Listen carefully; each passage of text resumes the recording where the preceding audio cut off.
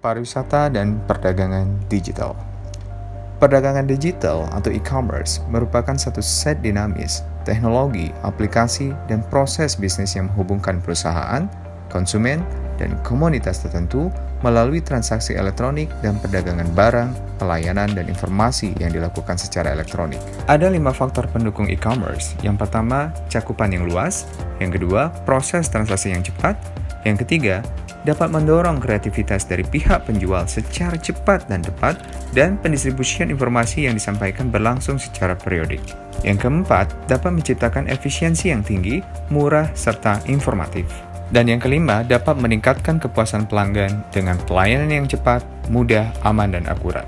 Perdagangan konvensional versus e-commerce. Kalau kita lihat dari komponen tempat usaha, perdagangan konvensional ada kantor, bangunan ruko atau pasar, sedangkan e-commerce akan ada website atau situs, taman portal atau blog.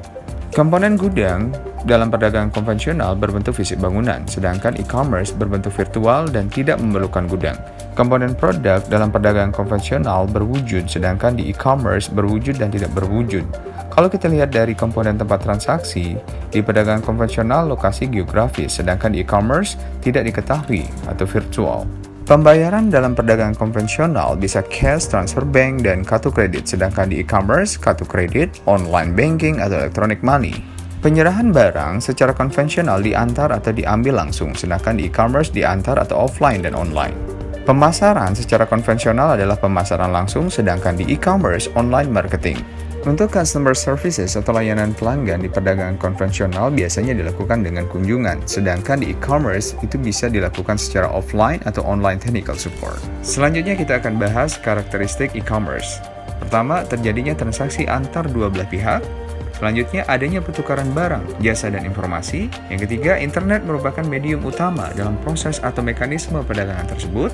Yang keempat, transaksi tanpa batas. Yang kelima, transaksi anonim. Yang keenam, produk digital dan non-digital. Dan yang terakhir, produk barang tak berwujud. Jenis-jenis transaksi e-commerce, yang pertama ada business to business atau B2B. Yang kedua ada business to consumer atau B2C.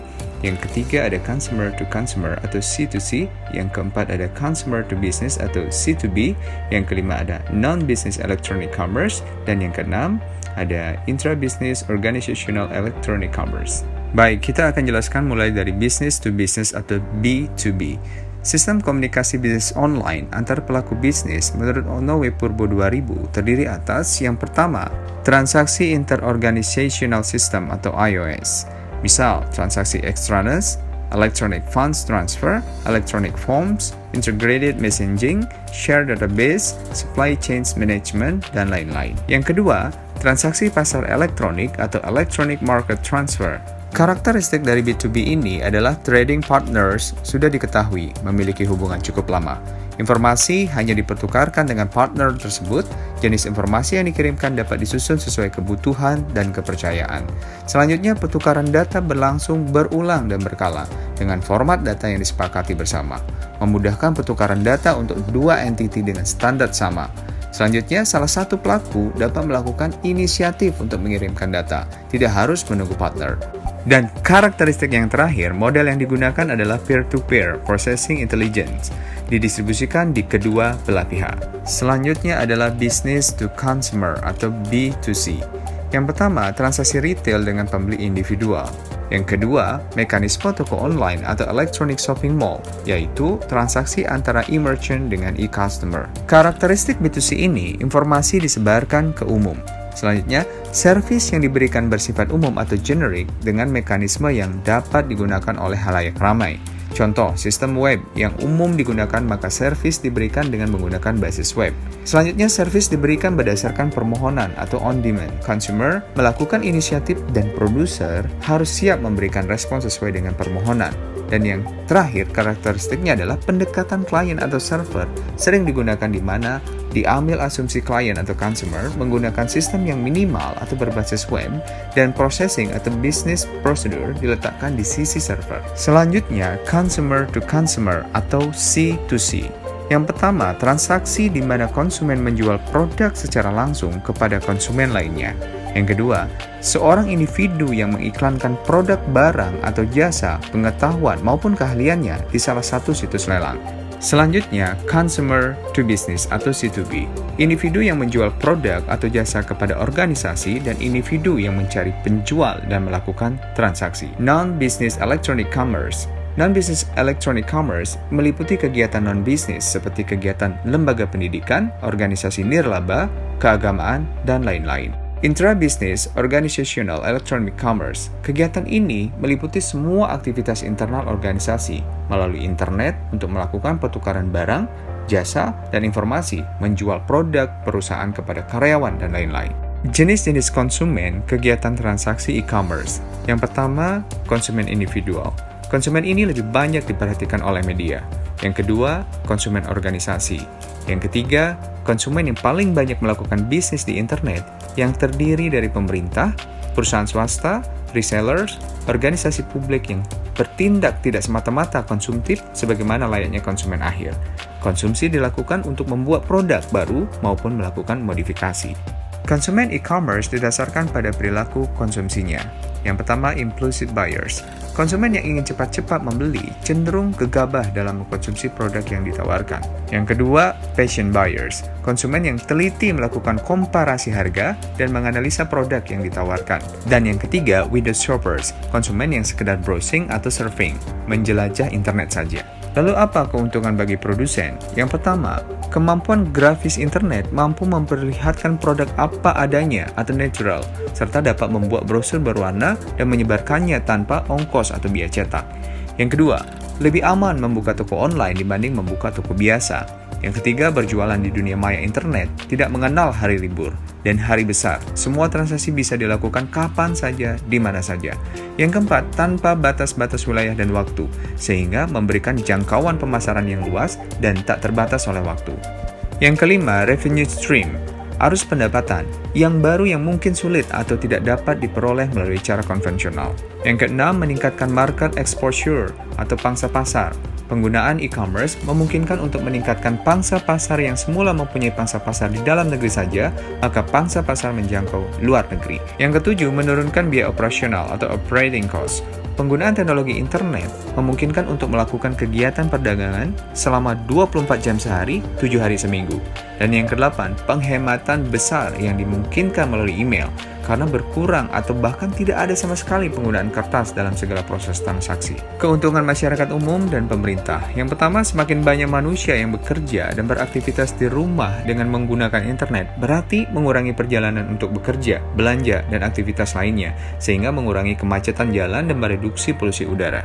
Yang kedua, meningkatkan daya beli dan kesempatan masyarakat untuk mendapatkan produk atau servis yang terbaik, karena perusahaan yang mengeluarkan produk atau servis dapat menjualnya lebih murah karena biaya produksi yang rendah. Yang ketiga, mengurangi pengangguran, karena masyarakat semakin bergairah untuk berbisnis karena cara kerja yang gampang dan tanpa modal yang besar. Dan yang keempat, meningkatkan daya kreativitas masyarakat sehingga membantu pemerintah untuk meningkatkan aktivitas pedagang khususnya usaha kecil menengah. Kecakapan dalam kontrak e-commerce, beberapa situs mempersyaratkan customer berumur minimal 18 tahun. Hal tersebut tertuang dalam salah satu bagian Your User Agreement eBay, di mana dituliskan seseorang tidak berhak menggunakan web eBay jika tidak mampu atau cakap untuk membuat kontrak menurut hukum, berusia di bawah 18 tahun, atau pihak eBay untuk sementara waktu atau dengan waktu tak terbatas melarang seseorang tersebut untuk mengakses atau menggunakan situs tersebut. Selain itu, dalam Condition of Use website Amazon, pada bagian Your Account,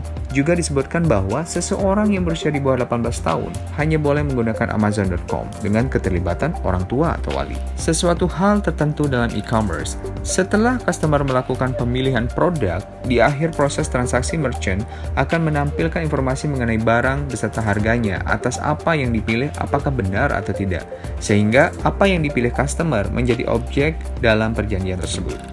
Suatu sebab yang halal dalam e-commerce. Kontrak e-commerce yang dibuat harus memenuhi norma hidup masyarakat, bahwa di dalam persyaratan mengadakan pendaftaran anggota sebagai syarat untuk melakukan transaksi pihak merchant, contoh lihat situs eBay, menegaskan dan mengharuskan customer untuk memperhatikan bagian prohibited and restricted item, bagian mengenai apa saja produk yang tidak boleh diperdagangkan. Adanya aturan yang jelas mengenai hal-hal yang boleh dan tidak boleh dilakukan, beserta sanksinya yang disebutkan oleh penjual atau merchant memberikan pengertian bahwa kontrak yang terjadi dalam e-commerce secara tidak langsung telah memenuhi syarat suatu sebab yang halal.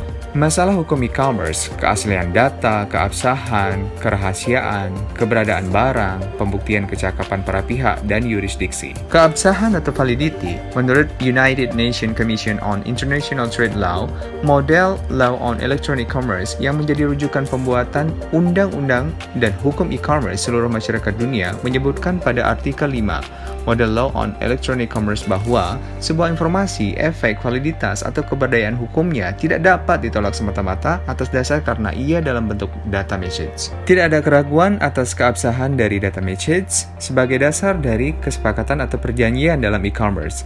Data message yang dimaksud bila mana keautentikannya telah dapat dibuktikan dengan menggunakan teknik dan instrumen sebagaimana mestinya, sehingga kontrak dalam e-commerce yang dibuat oleh pihak yang berlainan negara dengan adanya aturan tersebut memberikan jaminan hukum terhadap kontrak yang dibuat. Undang-Undang Nomor 8 Tahun 97 tentang dokumen perusahaan sebagai jaminan terhadap penggunaan data digital. Dalam pasal 12 ayat 1 disebutkan bahwa dokumen perusahaan dapat dialihkan ke dalam microfilm atau media lainnya. Maksud dari media lainnya adalah media yang tingkat pengamanannya menjadi keaslian dokumen yang dialihkan atau ditransformasikan. Misalnya compact disk read-only memory atau CD-ROM dan write-once read-many atau WORM, di mana pengalihan bentuk ke dalam CD-ROM tentu saja menggunakan data digital, sehingga hal ini dapat dijadikan dasar sebagai jaminan atas keabsahan data digital dalam kontrak elektronik. Mailbox Theory, teori kotak pos, hukum di mana pembeli mengirimkan pesanan melalui komputernya yang dapat berarti hukum si customer. Untuk ini diperlukan konfirmasi dari merchant. Jadi, perjanjian atau kontrak terjadi pada saat jawaban yang berisikan penerimaan tawaran tersebut dimasukkan ke dalam kotak pos atau mailbox. Yang kedua, acceptance theory, teori penerimaan, hukum di mana pesan dari pihak yang menerima tawaran tersebut disampaikan, jadi hukumnya si merchant. Yang ketiga, proper law of contract. Hukum yang berlaku adalah hukum yang paling sering dipergunakan pada saat pembuatan perjanjian. Misalnya, bahasa yang dipakai adalah bahasa Indonesia, kemudian mata uang yang dipakai dalam transaksinya rupiah, dan arbitrase yang dipakai menggunakan bani. Maka yang menjadi pilihan hukumnya adalah hukum Indonesia. Dan yang keempat, the most characteristic connection, hukum pihak yang paling banyak melakukan prestasi. Demikian penjelasan persyaratan dan perdagangan digital kali ini. Terima kasih atas perhatian Anda dan terima kasih.